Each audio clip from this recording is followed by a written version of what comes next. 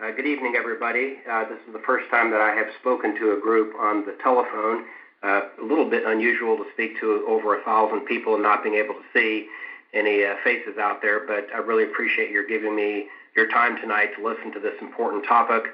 I'm very grateful to be part of this ministry, particularly with everything that's going on in the world and how difficult and changing the times are sort of by the minute. It's important to be part of this, and certainly I appreciate you giving your time to listen to it. I hope everybody out there is well and is healthy. I want to start by thanking Elaine for giving me this opportunity to speak to each of you. I really appreciate this opportunity and to be able to share briefly in the course of an hour some of the things that I find to be unique and important in a parental alienation case, particularly from a litigation or a courtroom standpoint.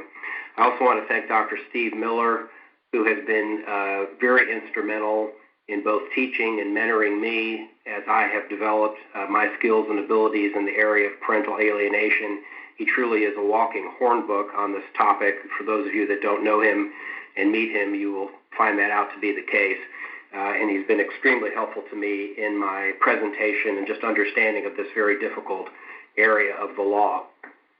As I was about to start, I was looking at the title of my speech tonight, How to Litigate and Otherwise Manage a Case of Parental Alienation, and I realized it's such a broad topic that there's no way in the course of an hour that I could certainly teach everyone how to litigate such a case or to properly manage such a case. I hope to hit some high points. I hope to raise some specific issues for each of you and to raise your awareness about these points for further discussion and further use in your cases. I know that we've got a diverse audience of presumably attorneys, therapists, mental health professionals, litigants, targeted parents, grandparents, and so on. So I hope that this will be beneficial to each of you. I want to start by first talking about the actual definition of parental alienation. Most of you know and are familiar with, but it's a situation where a child resists contact or rejects contact with a parent with no legitimate reason, and it's as a result of undue influence by the other parent. And this rejection can take the form of negative thoughts, negative feelings, behavior, and so on. I think it's really important to start by saying, with respect to parental alienation, that these cases are significantly different, incredibly different, very different from your normal child custody case. And you really can't assume, even if you've been trying child custody cases for 10 or 15 or 20 years or more, that the skill sets that you have in trying these custody cases would be transferable to parental alienation. Certainly some of them are, but most of them really are not. And parental alienation cases have certain features that are really unique and unusual compared to a normal child custody case.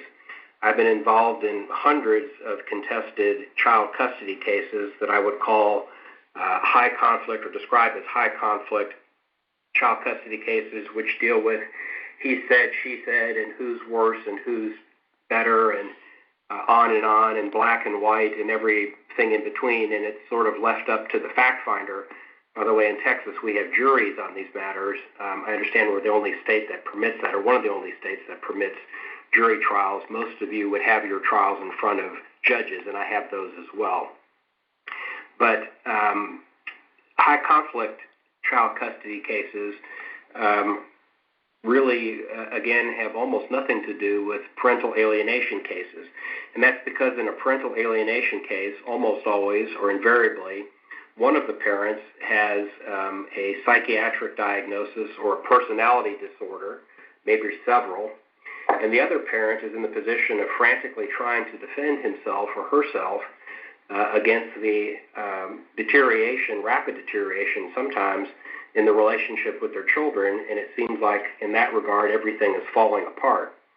And you really can't approach these cases with the traditional high conflict model because if you do, it's going to lead to one disaster after another, and I'm going to touch upon some of that as we go further. The other thing about these cases is that these are really clinical and, if you will, medical cases. I know Dr. Miller has spoken about these topics at length on other occasions, but they're not just a run-of-the-mill child custody case. There are clinical and medical aspects to them. And if there's parental alienation involved, the alienating parent has some serious psychological or psychiatric disorder, and the other parent doesn't. And the targeted parent is in some form of crisis, either showing anxiety or depression or agitation or fear or all of the above and even worse when put together. And they're often the one that's labeled with the problem because the kids and the targeted parent are not getting along, and the natural assumption is that that must be because of what the targeted parent has done or failed to do. It's a critical difference because you can try these cases for 15, 20, 30 years, and if you don't understand that this is a clinical, medical, scientific case, you almost have no chance of winning. Almost no chance of winning. And I will get to that in a little more detail. As Elaine just mentioned at the conclusion of her opening remarks, these are child abuse cases. And all of us, I would assume, would do anything and everything possible to stop or prevent child abuse. Nonetheless, we see these cases work their way through the court system frequently, where it appears that the system is deaf or blind or ignorant or indifferent to clear child abuse. And the lawyer has a tall task to educate the court, to have the appropriate experts, as I'll talk about in a few minutes, in order to bring awareness to the court and to the jury, in my case in Texas, that this is a child abuse case. Child abuse is defined as the non-accidental, verbal, or symbolic acts that are engaged in or caused by a child's parent or caregiver that results or reasonably has the potential to result in significant psychological harm to the child. And I don't think the run-of-the-mill mental health professional, guardian ad litem, we call them amicus attorneys in Texas, courts, just everybody associated with this process view this as child support. It also takes a different mindset, because I have found in my representation of numerous targeted parents in these cases that these parents are often depleted emotionally, financially, spiritually. They're tapped out, they're angry, they're anxious, they're fed up, they're disillusioned. They think the court system can't possibly do right. And it just takes a mindset, particularly for the attorney practitioners, that's very different than your typical custody case. The other thing, which I know you've heard about in other speakers' topics, and I'm sure Dr. Miller has touched upon it, is that parental alienation cases are counterintuitive. And what that means is you can't use your intuition to wing it and get through a case like this. Clinicians, attorneys, judges frequently, in fact, most of the time in these cases, get it wrong. And some of the things that are counterintuitive, and the fact finder or the jury needs to be educated about this, is that children tend to align with the abusive parent as opposed to the non-abusive parent. And the abusive parent is often the one that has the power and the control and the consequences over the child. And that's counterintuitive. People don't think that way. I was watching recently, didn't finish it, but on Netflix, a very disturbing, horrendous case of child abuse in Southern California involving an 8-year-old boy named Gabriel Fernandez. And for an 8-month period, the things that his mom and her boyfriend did to him were just beyond imagination, horrendous.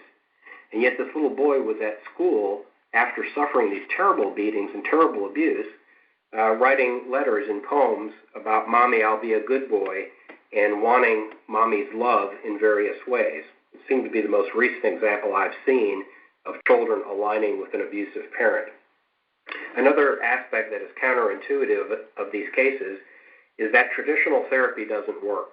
Anything that resembles, looks like, smells like, feels like traditional therapy does not work in these cases. I have, and the literature supports this to the effect that there is little, if any, benefit to treating parental alienation with traditional therapy. And yet I would imagine probably countless of you out there in the audience, and certainly countless litigants and others that I've run into, are involved in some form of traditional therapy or another, which has absolutely no chance of succeeding and has not succeeded. And sometimes folks have been locked into that dynamic, if you will, for years with no progress. The other thing that's counterintuitive, or another thing that's counterintuitive, is that this is a medical case. This is a scientific case. And it starts with your approach as a lawyer to building the case, developing your evidence in the case, securing and locating appropriate expert witnesses. Oftentimes we'll hear of a court-appointed custody evaluator who will say, I've done hundreds or thousands of these custody evaluations, and will almost invariably conclude that this is not a case of parental alienation, but one of some form of estrangement with one of the parents. And it's because oftentimes these practitioners confuse pathological enmeshment with a healthy bond with the parent, and it happens over and over again. The court needs to be educated and realize that this is a medical case, it's a clinical case, it's a scientific case, and that it requires expert testimony in this area just as any other medical case would. One other area that's important from a counterintuitive standpoint is judges, particularly, I'll say particularly, I say in my experience in Harris County, the judges have sometimes as much as 2,000 cases on their docket. And I've seen this in other jurisdictions as well. And come to these cases with the mindset that this can be tried in maybe 2 days. And tell me how many witnesses you have, well, I'll give you 20 minutes a witness. And maybe if you beg and plead, you'll get 2.5 or 3 days.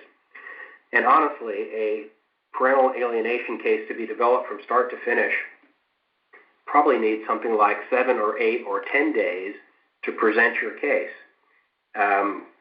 The judges often think, if I'm going to hear from an expert witness, I want to hear the credentials, essentially what work was done, and give me the bottom line opinions and conclusions. And that shouldn't take very long, Mr. Hoffman. And part of a corollary of that is that the judges don't think, for example, that the expert witnesses have to sit or should sit oftentimes in a trial and hear the rest of the testimony. Just like fact witnesses are usually sequestered or made to wait outside in the hall, oftentimes I'll hear this, that expert witnesses should wait out in the hall as well. These are all things that the attorneys involved in this need to be prepared for, need to have arguments, which I'm about to give you some in a few minutes, to convince the judge that this requires much more time, that this requires having an expert witness present to hear all the evidence just as the judge has or the jury has, and the lawyer needs to be prepared to argue this to the court. In Texas, we refer to the Supreme Court case as Daubert. I've been corrected by Dr. Miller several times that it's Daubert. However you pronounce that, and the particular case that's brought that Supreme Court case into your jurisdiction, you need to be prepared for aggressive, super aggressive attacks on your expert witness, or you need to be prepared to make a super aggressive attack on an opposing expert witness. Many courts will have scheduling orders that say these types of attacks, if you will, need to be addressed pre-trial, but absent that, they can be made during trial, and you might find yourself unprepared when someone makes an attack on your expert witness, and you haven't really given it any thought of what does that mean, how do I defend against it, how do I keep my witness in the case, because it's critical to have expert testimony in these cases. Alienation cases probably have more in common with a medical malpractice case than they do with a typical or traditional custody case. We hear oftentimes, and you need to be prepared for this, we hear oftentimes that a court is not going to let an expert witness testify because he or she didn't interview one or both of the parties or didn't interview the children. And yet, if it's a custody evaluation, of course, in order for a neutral custody evaluator to give an opinion, it must be based upon a complete evaluation of all the parties, both parents, both litigants, and the children that are involved. But that's not the case in a parental alienation case, and you shouldn't be bullied into thinking that that's even close to the case. Medical malpractice cases, for example, or workers' comp cases are routinely tried where an expert witness takes a stand and offers opinions and conclusions based upon a review of medical records and other documents in the case. It would be improper for the expert to have met with the defendant in the case, or you certainly would be impossible for the expert to have met with the decedent if somebody had passed away. So clearly this is done all the time, and yet most family court judges don't come to these cases with that mindset. And I've seen witnesses struck in cases where those arguments have been made. Essentially, an expert witness is permitted to testify if there's adequate evidence such that the expert can provide reasonable opinions to a reasonable degree of medical certainty or probability. And that can be based on review of videos, audios, depositions, text messages, emails, you name it. Probably a little bit beyond the scope of this discussion with my time limits, but a parental alienation case doesn't start the week before trial. A parental alienation case starts when a client comes into your office and you go through a session or two and you realize this is not a traditional custody case. This is a parental alienation case, or at least it has that potential, and you need to scramble to marshal everything that you can bring to bear to help your client prevail in these very difficult cases. And they are difficult cases because of the fact that everything is so counterintuitive to the judges and juries. So you need to start thinking when a client comes into your office, you need to start thinking about the facts of the case. You need to start thinking about who are the collateral witnesses that can be spoken with. You need to start talking about discovery and very specific subpoenas issued to mental health professionals, school records, medical records, and the like. You need to locate an expert witness or two, in the preferences two, that have expertise in this area. I cannot tell you how many times I've heard a mental health professional say that he or she either has expertise or is an expert in parental alienation. And then they take the witness stand. The most poignant example I can think of this would be the Alex Jones case, where I represented his ex-wife, Kelly Jones, successfully in getting a custody verdict in her favor, and it was tried exclusively from our point of view on parental alienation. But the mental health professional who was appointed to do a parental alienation evaluation professed to have all the experience, training, knowledge, what have you. I don't want to pat myself on the back, but over the course of a couple hours, I basically shredded him, and there was not much left to him. I remember asking him at one point, "Sir, do you even know what the 8 manifestations are with respect to alienated children?" And I can't remember his exact answers, but they were absolutely wrong. And as I was walking back to my seat, I glanced over my shoulder looking at the jury, and I said, "You just made that up, didn't you, sir?" And I really think that that is prevalent out there, that there is a tremendous lack of skill, training, knowledge, and understanding of the medical and scientific aspects of these cases. So just because somebody has practiced for 30 years and has done 5,000 custody evaluations does not mean they know anything, and I really mean that, about anything about parental alienation. There are, for those of you doing research in the area, case law is replete across the country with over 1,000 cases. That was at least as of 2018.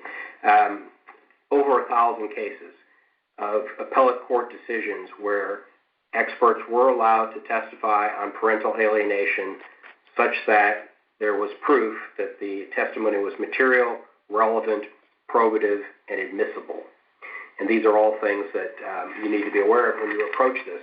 So in addition to all the things that I said from the minute a client walks in your office that needs to be looked at, you have to research the law, and you should come to hearings and trial with notebooks and trial briefs and well prepared and versed to argue these points to the court. Some tricks or some techniques I can offer quickly on trying to gain more time from the court. When you're told I'm going to give you 2 days or I'm going to give you a day and a half each side, something like that.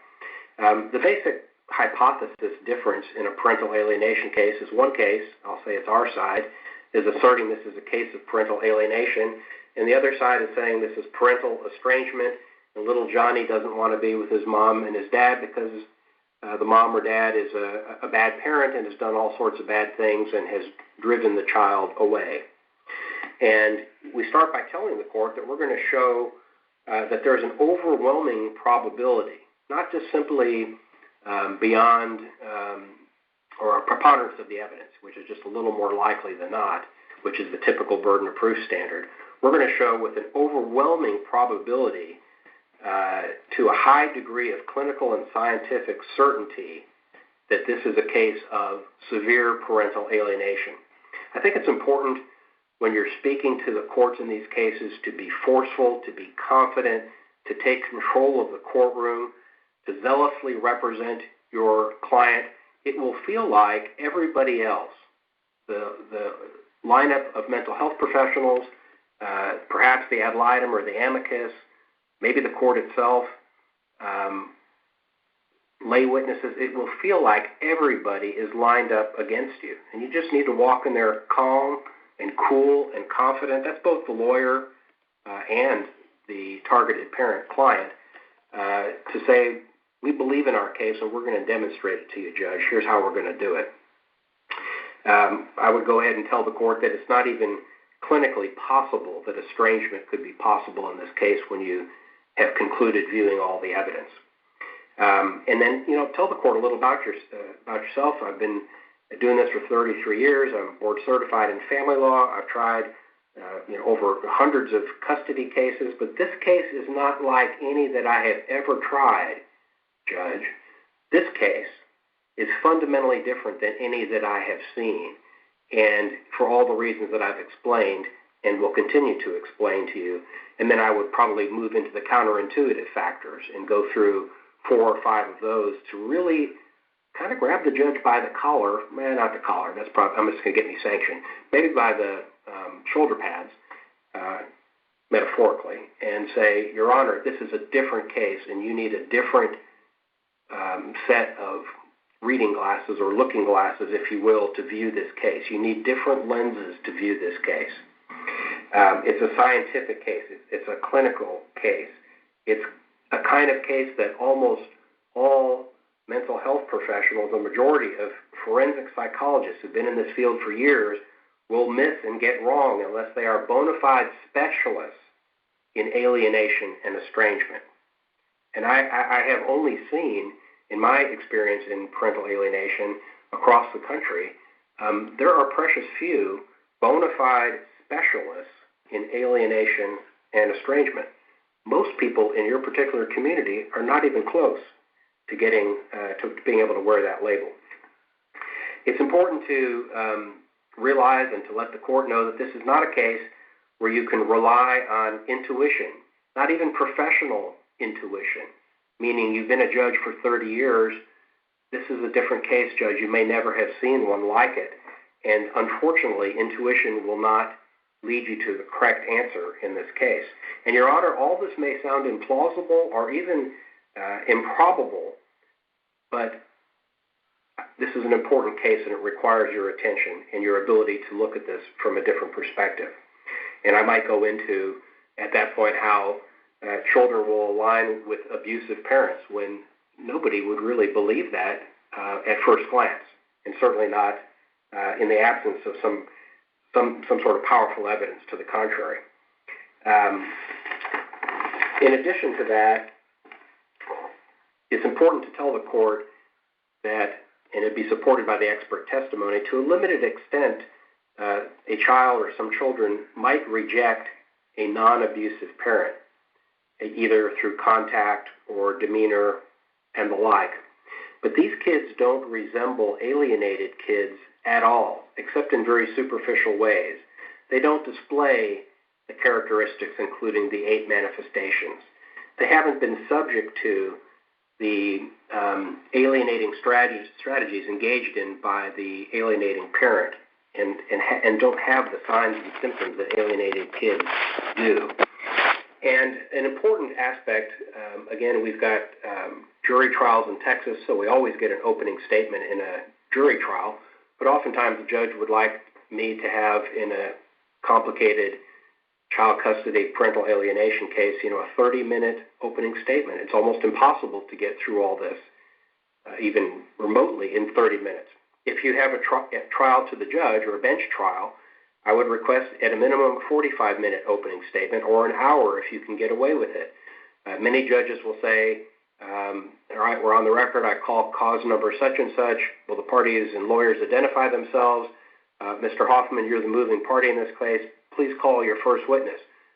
Excuse me, Judge, may I please have, and I probably would have addressed this pre-trial, but may I please have time to do the opening statement? It's very important that you hear how I intend to lay out this important evidence to you in this case. And it's important to let the court know that if he or she does not permit these things that are being requested, and look at this through scientific lens, is likely going to lead to a result that's going to support the other side, and that's patently unfair, and that's not a fair trial for your client. Skipping to the topic of expert witnesses, I know I'm jumping to a number of things, trying to stay with my topic of how to litigate and otherwise manage a case of parental alienation in an hour.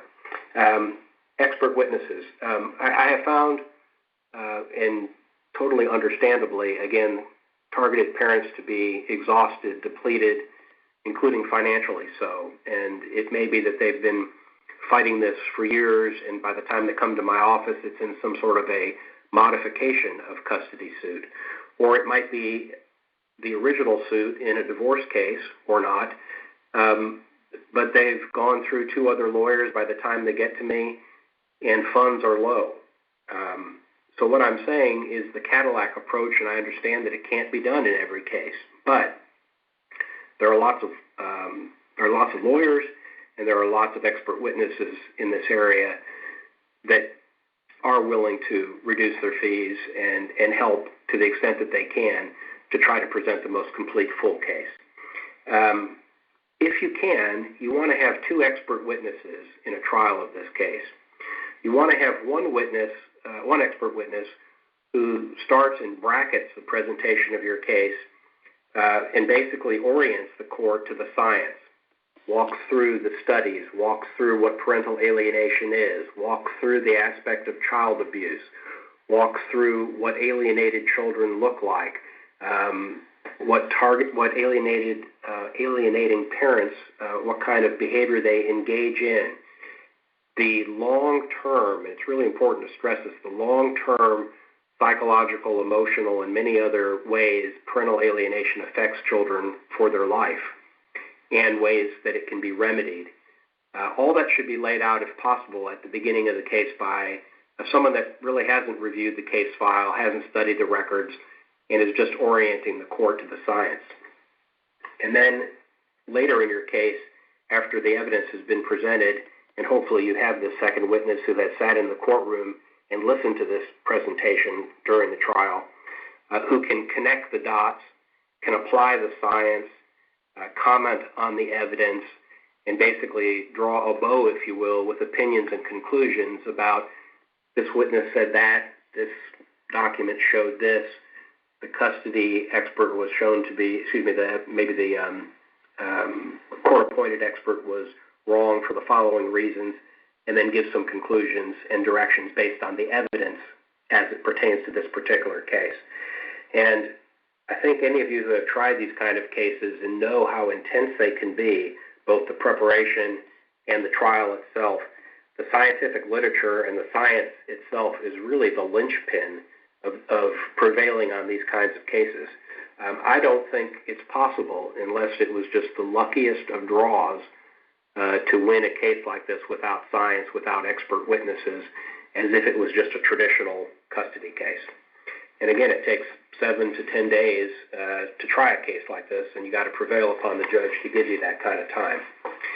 Let me talk a little bit about working with and kind of managing a client who's going through, the targeted parent who's going through a very, very difficult time. These are often folks who have had very good relationships with their kids that either abruptly or over time have turned into just hellish relationships, as if they have no bearing or resemblance to the relationships that existed in the past. And it's important that the lawyer not act certainly as the client's therapist. Oftentimes the client has a therapist, and there's plenty of work to be done in that area. But, our title as lawyers is lawyer and counselor, and the counselor part is extremely important, and I think it's often forgotten in these cases. Not counselor in terms of a therapist or mental health professional, but counselor as a wise, seasoned, experienced person that can help take the client by the hand and lead them through the process, and knows where the pitfalls are and can hopefully keep them from stumbling as much, and if they fall, not hurting themselves as they might otherwise do. It's important for the lawyer to empathize with the client, certainly, at all times. But it's also important for the lawyer to have a little bit of a tough love attitude, which is, it's really important for you to get your act together and to present yourself in the best possible light that you can, because it's really going to hurt you if you don't. I know that you've been through hell. I know that it seems like no one in the system is listening to you.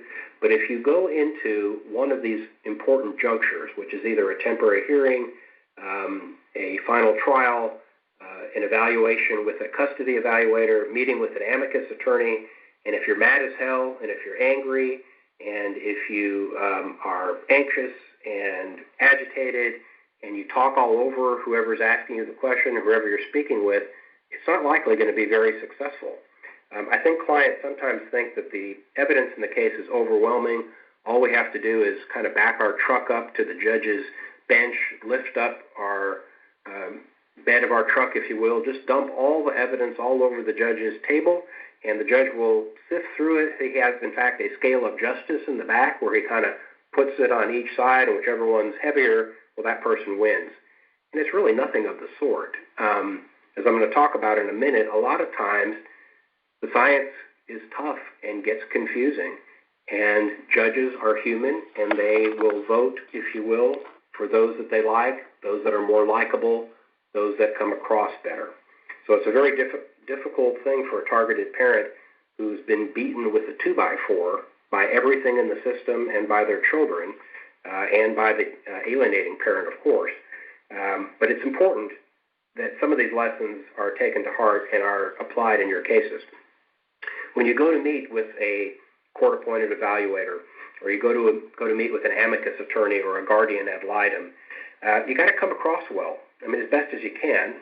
You don't need to take acting classes, nor should you act, but you want to put your best foot forward. You can't start off the evaluation by taking charge and taking control and beating the parental alienation drum, if you will, as loud as you can possibly beat that drum. You got to sell yourself first. You have to become someone that the person you're speaking to is interested in and wants to hear more, as opposed to, I can't wait till the session is over and this person gets out of my office. If you're angry, if you're agitated, if you're anxious, if you're all over the map, it's just not going to help. Now, those things that we talked about, or I've talked about, the 4 A's, angry, anxious, agitated, afraid, that's oftentimes what targeted parents are feeling, and it's hard to be anything but that. In contrast to that, the alienating parent normally has the 4 C's, cool, calm, charming, and convincing. It's unbelievable. They're engaged in child abuse, but they're charming and convincing. And they're likable. More times than not, they're likable. And that's something that has to be thought throughout the whole presentation. So don't educate the person you're speaking with about parental alienation. Don't get too intense. Try to listen more than you talk. If you ask questions, ask some open-ended questions. If you are asked questions, give relatively short answers. Don't dominate the conversation. Don't speak over the person. Be respectful. Make good eye contact. The therapist may ask you, the court-appointed evaluator, well, what's going on here? And a response that would be appropriate was, I'm not a psychologist. I was hoping, Dr. Jones, that you could tell me what's going on here. I'm troubled by what's happening. You don't play the victim, but you're just humble, and you're turning to this person to hopefully provide guidance and a better direction for you, even though they really might not have much knowledge about parental alienation. And if you make that good establishment, that good rapport in your first meeting or two, then hopefully you can get a second meeting and a third meeting, in which case, of course, the facts become much more important, where you're talking about, you're not using these words, but you're talking about the manifestations and the alienating strategies, but you're using it in an evidentiary way. This happened, that happened, Johnny said such and such, and you're giving some of the bases, hopefully, that person can form a favorable opinion. Another strategy would be to say, I'm not exactly sure what is going on here. Again, is there anything that you can suggest or help me with? If you go in there telling them about parental alienation and how to do their job and what they're failing to do, what have you, it's just a recipe for disaster, almost certainly. When you see in public someone shouting and screaming, and if it's not a cry for help, but it's someone that's angry and loud, you oftentimes turn around and walk away from that person. We don't like to be confronted with angry people. So it's really important that you keep your anger in check. I've seen people do that for a time on the witness stand, and then they explode with anger, and it can oftentimes be the death knell to their case. Judges are human, and they have a hard time understanding the science and all these counterintuitive principles, and oftentimes they say, who do I like better? Who testified more convincingly? Who seemed to be more calm and in control? And if it does come down to something like that, obviously there's a lot of work that needs to be done to make sure you don't fall into the category of presenting to the contrary. You should be able to have maybe 10 or 12 good positive qualities to convey to the evaluator or to the amicus attorney of the ad litem.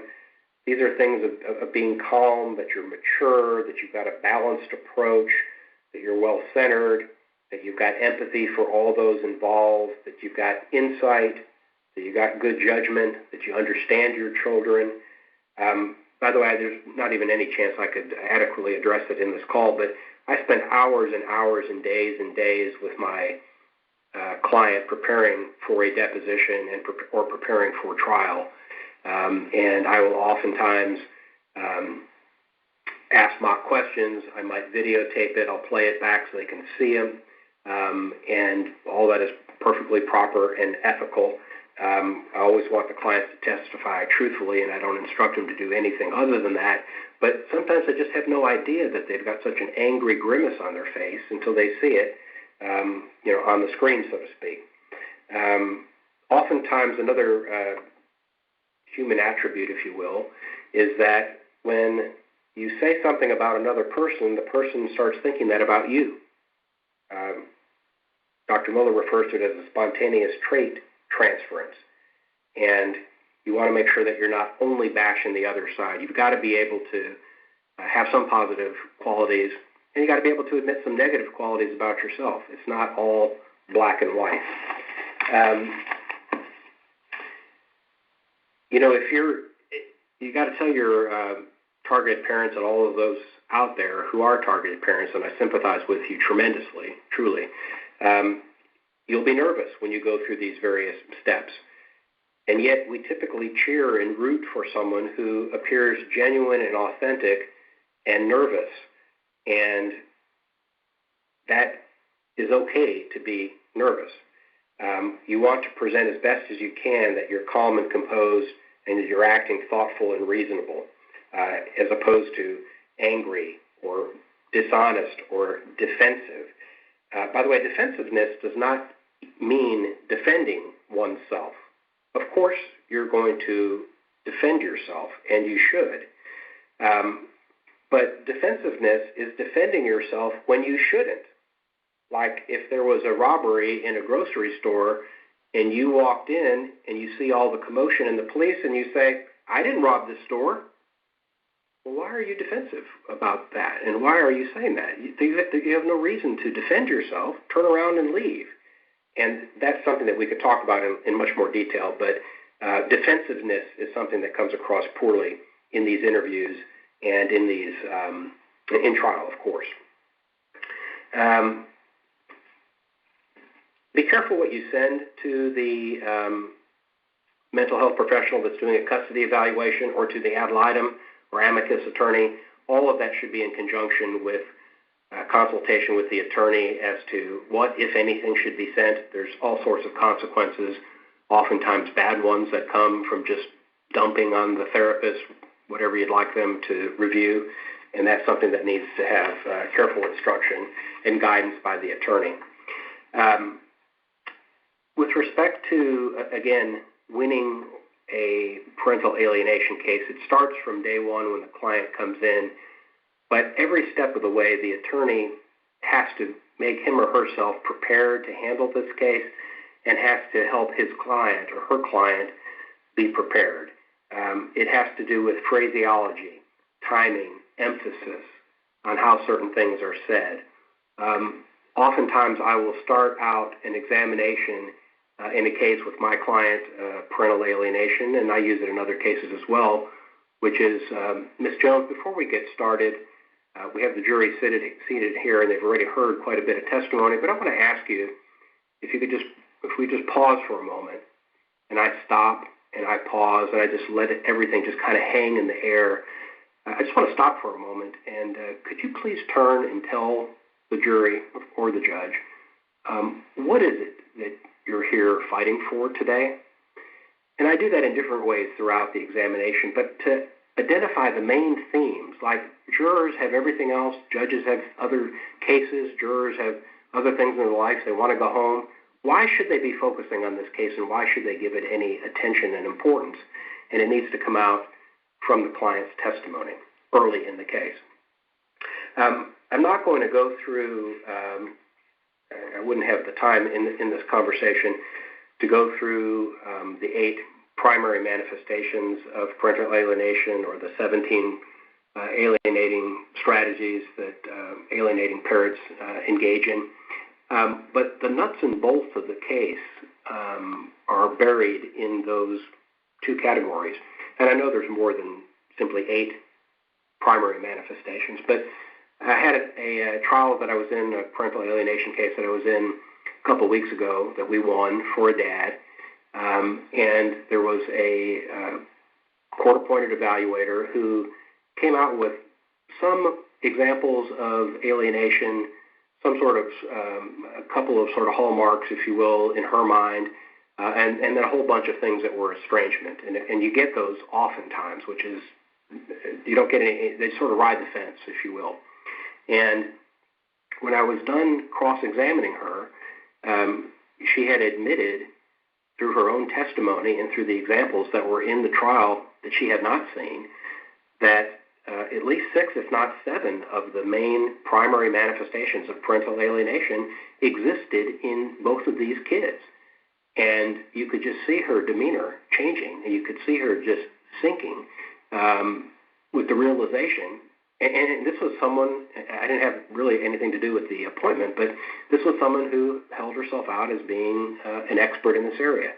And now, you also need to know, because this is critical for use with cross-examining and doing direct examination of the expert witnesses, this is critical in using helping prepare your client to testify, to know the facts and circumstances that you can cluster around these points when you make your closing argument in the case. One example of the primary manifestations is that a child might have weak, frivolous, or absurd reasons for rejecting a targeted parent. A couple of examples from some of my cases that I can recall was I remember a couple of kids said they didn't like coming to their father's house because his street was too bumpy when they rode their bicycle on his street. Another case that I'm involved in, one of the allegations is the food that the mom cooks at that house just isn't as good as it is at the other house. And they're really weak and frivolous reasons. Now, the targeted parent isn't using that terminology, but you're putting that evidence and you're prepared. You're ready to say those things when asked by your attorney in a deposition or in a trial, and that's the nuts and bolts of the case that need to be developed and worked out. In terms of examining witnesses, it's very important, as I've indicated, to work with the clients, to practice, to give mock questions. I ask my clients all the time, tell me what you fear the most. I want to try to get the fears out in the open and on the table. Tell me what you're concerned about. What could go wrong in your mind? What would happen if such and such happened?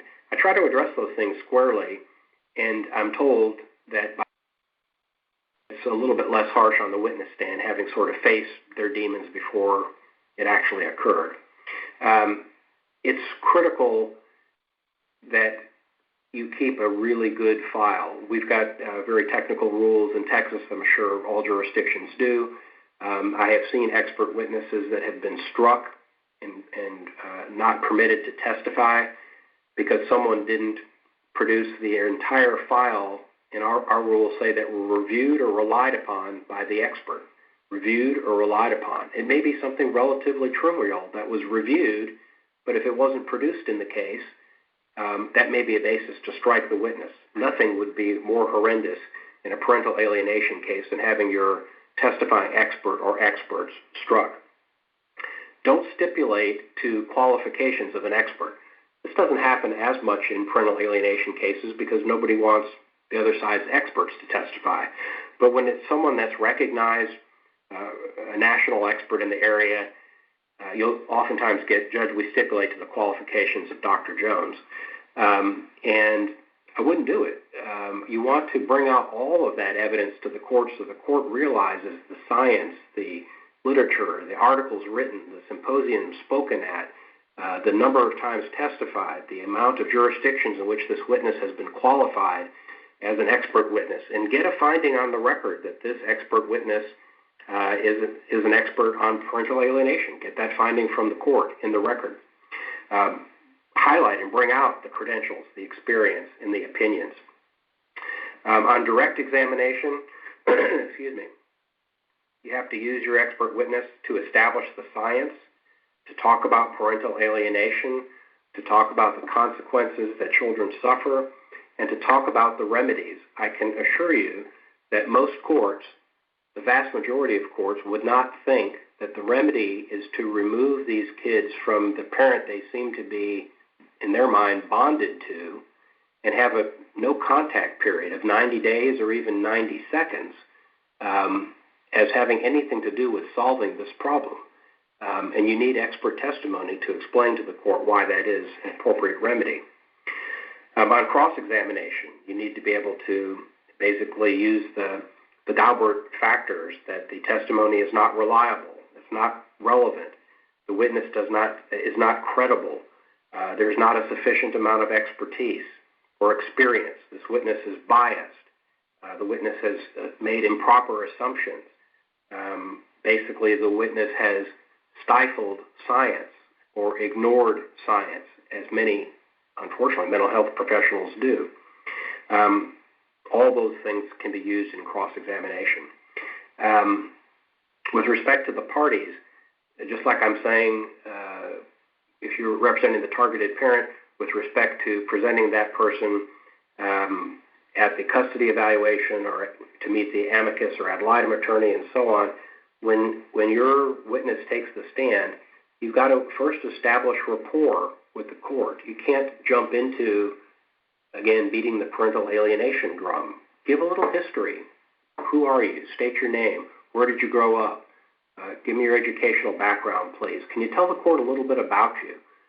What have you done in your life? Where have you worked? Where is your family located? What are the things that you're passionate about? Humanize your client as opposed to jumping right into the thick of it. Also, it drives me crazy. I did it as a young lawyer myself, but it drives me crazy when I see lawyers that have opening statements, closing statements, or examinations with what appears to be like they're reading from a script. You have to study as much as you have to study and however you study, but when you get in the courtroom, you need to be totally in command of what's happening. That doesn't mean you can't have notes, you can't have papers, you can't have an outline, what have you, but you need to be able to speak looking at the judge and the jury at all times with authority, with confidence, with conviction, with passion. By the way, one thing to distinguish for witnesses on the stand, there's a difference between being angry and being passionate. I don't want you to be angry, but I certainly want you to be passionate. And you can pause, you can be sad, you can use words that have power and force in them when you're describing how this experience with your children has ripped your guts out. I don't want you to be overly dramatic, and we're not talking about going to theater school, but be passionate, don't be emotionless. Sometimes you have been through such a difficult period that almost all the emotion has been wrung out of you and there's nothing left. And those are the kinds of things that can and should be worked on prior to giving a deposition and prior to appearing in court. Speak in ways like when we speak to juries, you got 12 people, speak to the top left quadrant, the bottom right, the bottom left, the top right. Make sure you're making eye contact with everyone. If you're sitting in a courtroom and you're typically to the left or right of a judge and the judge is up on a bench higher than you and you're out speaking to the lawyers who are at the tables in front of you, you don't want the judge to see the side of your face the entire time. That's not going to establish a lot of rapport. Maybe gauge your chair a little bit such that the judge can see you and make eye contact with the judge. And if I have a client that's not looking at the judge, I'll say in my question, ma'am, would you please turn and tell the judge such and such when it's an important question. And you wouldn't believe the difference when a judge knows that he or she is being valued by being looked at. You don't want to stare the judge down, but you want to make sure that clearly that they're being looked at and that you're speaking to them in a positive way. I think I'm just about out of time. I want to just have a couple of concluding remarks if I can. The things that I've noticed in my parental alienation cases is, number one, an egregious lack of expertise by most lawyers, even experienced family law custody litigators when it comes to parental alienation. Number two, what appears to be almost like, to use a sports analogy, a baseball game or a football game where every targeted parent is oftentimes starting with the other members of the team way ahead. And it's because of the counterintuitive aspects of these cases, but it's just that people don't understand unless they're educated, unless they're taught, unless they are basically shown the light and they understand that this is child abuse. And I see that frequently. I see frequently expert witnesses, people who call themselves expert witnesses or mental health professionals who have no expertise in this area, none, or close to none. This is an area, and it's why I'm so grateful to join this group tonight.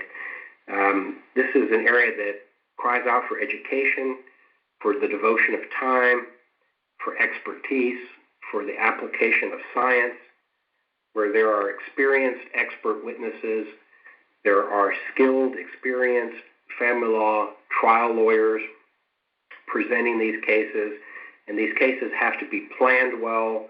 They require a tremendous amount of preparation, a tremendous amount of organization. Everybody that in your staff that comes into touch with it needs to be trained on the aspects of these cases.